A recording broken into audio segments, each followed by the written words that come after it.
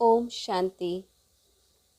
आज 28 नवंबर 2021। अव्यक्त बाप दादा रिवाइज 1/12/99। सोमान से ही सम्मान की प्राप्ति। आज बाप दादा चारों ओर के सोमानधारी बच्चों को देख रहे हैं। सोमानधारी बच्चों का ही सारा कल्प सम्मान होता है।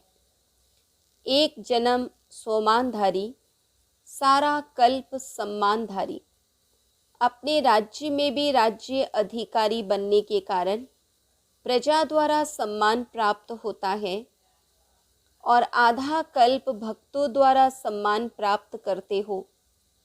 अब अपने लास्ट जन्म में भी भक्तों द्वारा देव आत्मा व शक्ति रूप का सम्मान देख रहे हो और सुन रहे हो। कितना सिक व प्रेम से अभी भी सम्मान दे रहे हैं। इतना श्रेष्ठ भाग्य कैसे प्राप्त किया? मुख्य सिर्फ एक बात के त्याग का यह भाग्य है। कौन सा त्याग किया? देह अभिमान का त्याग किया, क्योंकि देह अभिमान के त्याग बिना सोमान में स्थित हो ही नहीं सकते। इस त्याग के रिटर्न में भाग्य विधाता भगवान ने यह भाग्य का वरदान दिया है। देह अभिमान के त्याग का रिटर्न। दूसरी बात, स्वयं बाप ने आप बच्चों को सोमान दिया है। बाप ने बच्चों को चरणों के दास व दासी से अपने सिर का ताज बना दिया। कितना बड़ा सोमान दिया। ऐसे सोमान प्राप्त करने वाले बच्चों का बाप भी सम्मान रखते हैं। बाप बच्चों को सदा अपने से भी आगे रखते हैं। सदा बच्चों के गुणों का गायन करते हैं। हर रोज सिक व प्रेम से याद प्यार देने के लिए परम धाम से साकार वतन में आते हैं। वहाँ से भेजते नहीं, लेकिन आकर देते हैं। रोज याद प्यार मिलता है ना। इतना श्रेष्ठ सोमान और कोई दे नहीं सकता। स्वयं बाप ने सम्मान दिया है, इसलिए अविनाशी सम्मान अधिकारी बने हो। ऐसी श्रेष्ठता का अनुभव करते हो। सोमान और सम्मान दोनों का आपस में संबंध है। सोमानधारी अपने प्राप्त हुए सोमान में रहते हुए सोमान के सम्मान में भी रहता और दूसरों को भी सम्मान से देखता, बोलता व संपर्क में आता है। स्व सम्मान का अर्थ ही है स्व को सम्मान देना। जैसे बाप विश्व के सर्व आत्माओं द्वारा सम्मान प्राप्त करने वाले हैं, हर एक को सम्मान देते, लेकिन जितना ही बाप को सम्मान मिलता है उतना ही सब बच्चों को सम्मान देते हैं। जो देता नहीं है तो देवता बनता नहीं। आज बाबा ने क्या कहा? जो औरों को सम्मान नहीं देते वो देवता बनते भी नहीं। अनेक जन्म देवता बनते हो और अनेक जन्म देवता रूप का ही पूजन होता है। एक जन्म ब्राह्मण बनते हो, लेकिन अनेक जन्म देवता रूप में राज्य करते व पूज्य बनते हो। देवता अर्थात देने वाला। अगर इस जन्म में सम्मान नहीं दिया तो देवता कैसे बनेंगे? अनेक जन्मों में सम्मान कैसे प्राप्त करेंगे? Follow father. साकार स्वरूप ब्रह्मा बाप को देखा। सदा स्वयं को वर्ल्ड सर्वेंट, विश्व सेवाधारी कहलाया। बच्चों का सर्वेंट कहलाया। और बच्चों को मालिक बनाया। सदा मालेकम सलाम किया। सदा छोटे बच्चों को भी सम्मान का स्नेह दिया। होवनहार विश्व कल्याणकारी रूप से देखा।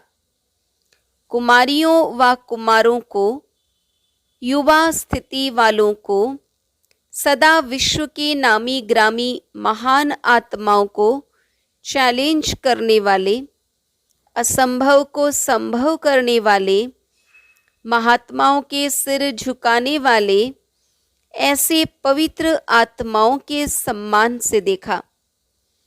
सदा अपने से भी कमाल करने वाले महान आत्मा समझ सम्मान दिया न।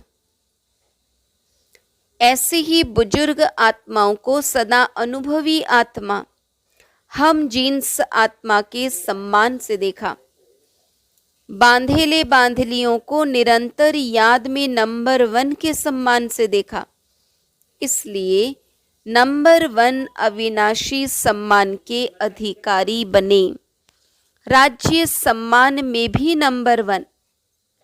विश्व महाराजन और पूज्य रूप में भी बाप की पूजा के बाद पहले पूज्य लक्ष्मी नारायण ही बनते हैं। तो राज्य सम्मान और पूज्य सम्मान दोनों में नंबर 1 हो गए, क्योंकि सर्व को स्वमान सम्मान दिया। ऐसे नहीं सोचो सम्मान देवे तो सम्मान दूं।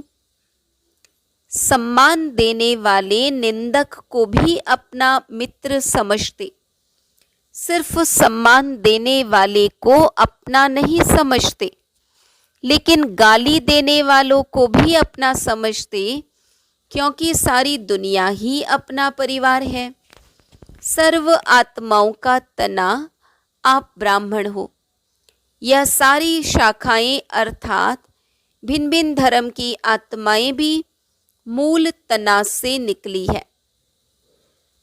तो सभी अपने हुए ना। ऐसे सोमानधारी सदा अपने को मास्टर रचयिता समझ सर्व के प्रति सम्मानदाता बनते हैं। सदा अपने को आदि देव ब्रह्मा के आदि रत्न आदि पाठधारी आत्माएं समझते हो। इतना नशा है तो सभी ने सुना। बच्चों का सम्मान क्या है, बूढ़ों का सम्मान क्या है, युवा का क्या है। आदि पिता ब्रह्मा ने हमको ऐसे सम्मान से देखा। कितना नशा होगा।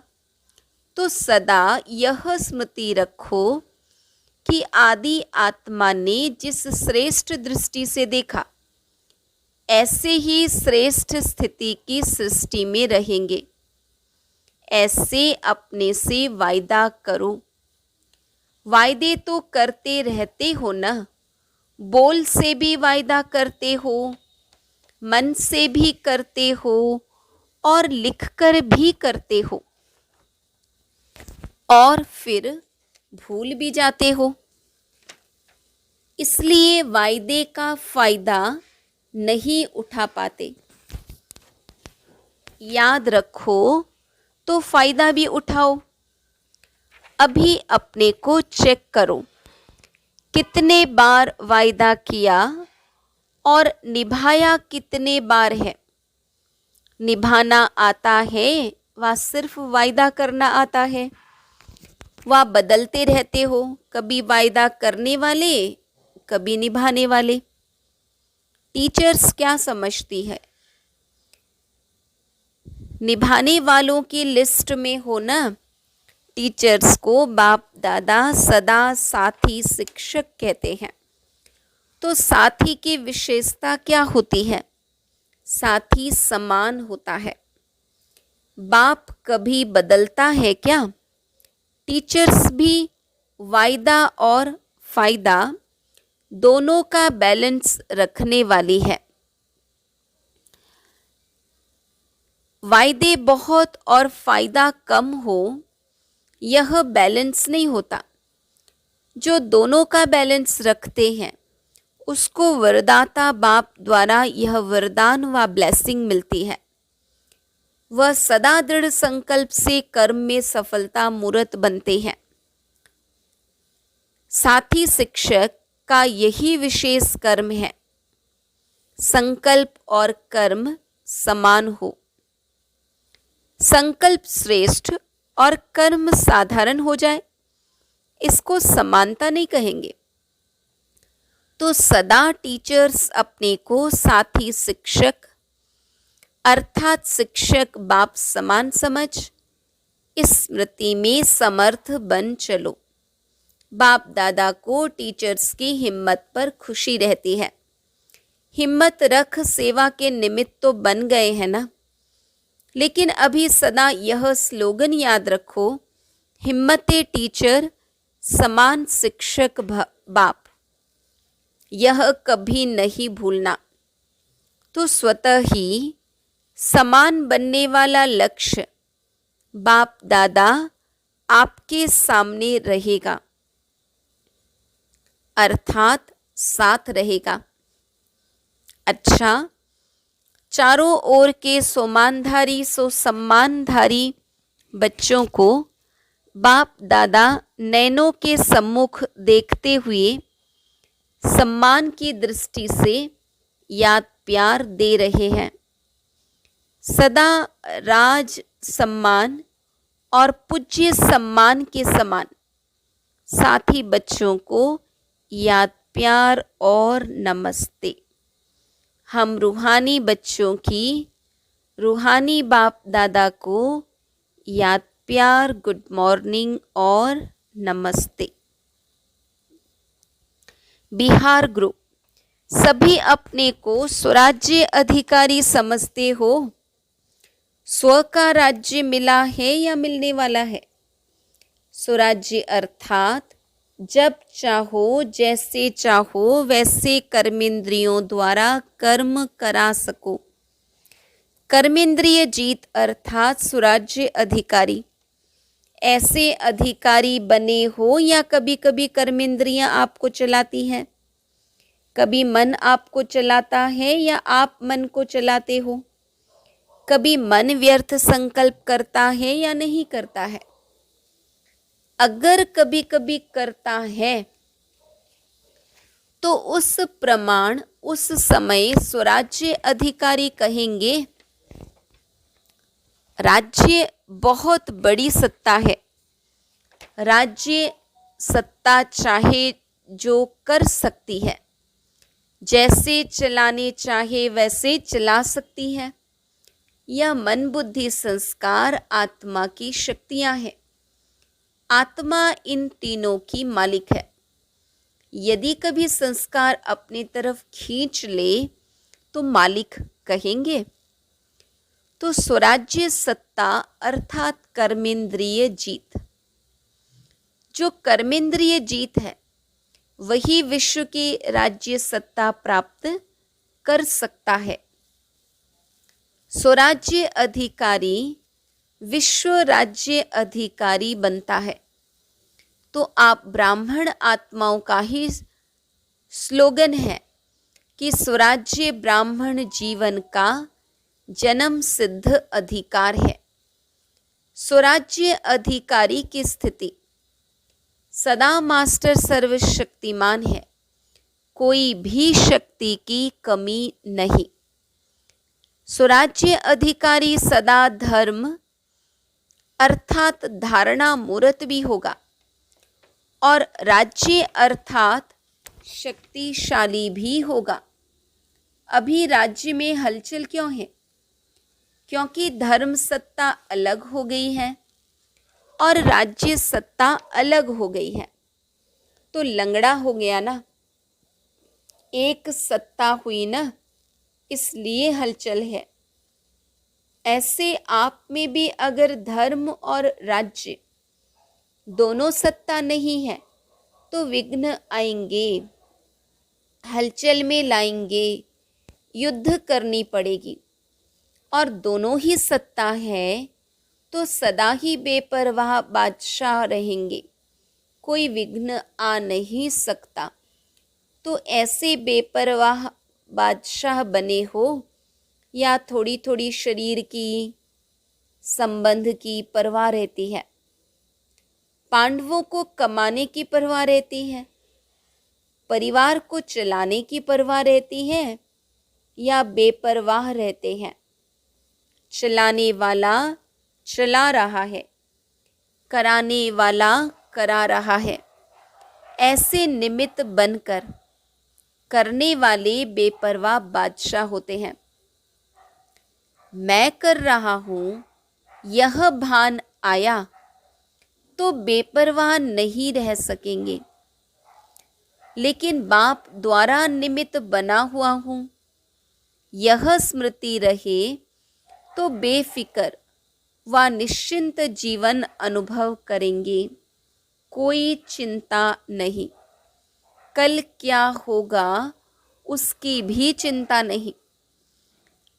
कभी यह थोड़ी सी चिंता रहती है कि कल क्या होगा, कैसे होगा, पता नहीं विनाश कब होगा, क्या होगा, बच्चों का क्या होगा, पोतरों धोतरों का क्या होगा, यह चिंता रहती है। बेपरवाह बादशाह को सदा ही यह निश्चय रहता है कि जो हो रहा है वह अच्छा, और जो होने वाला है वह और भी बहुत अच्छा होगा, क्योंकि कराने वाला अच्छे ते अच्छा है ना। इसको कहते हैं निश्चय बुद्धि विजयी। ऐसे बने हो या सोच रहे हो? बनना तो है ही ना। इतनी बड़ी राजाई मिल जाए तो सोचने की क्या बात है? अपना अधिकार कोई छोड़ता है? झोपड़ी वाले भी होंगे, थोड़ी सी मिल्कियत भी होगी तो भी नहीं छोड़ेंगे। यह तो कितनी बड़ी प्राप्ति है। तो मेरा अधिकार है, इस स्मृति से सदा अधिकारी बन उड़ते चलो। यही वरदान याद रखना कि स्वराज्य हमारा जन्म सिद्ध अधिकार है। मेहनत करके पाने वाले नहीं, अधिकार है। अच्छा, बिहार माना सदा बहार में रहने वाले, पतझड़ में नहीं जाना, कभी आंधी तूफान न आए, सदा बहार। अच्छा, बाबा दूसरी पॉइंट कह रहे हैं, अपने को रूहानी दृष्टि से सृष्टि को बदलने वाला अनुभव करते हो। सुनते थे कि दृष्टि से सृष्टि बदल जाती है, लेकिन अभी अनुभवी बन गए। रूहानी दृष्टि से सृष्टि बदल गई ना।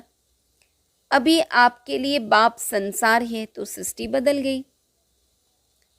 पहले की सृष्टि अर्थात संसार और अभी के संसार में फर्क हो गया है। फर्क हो गया ना।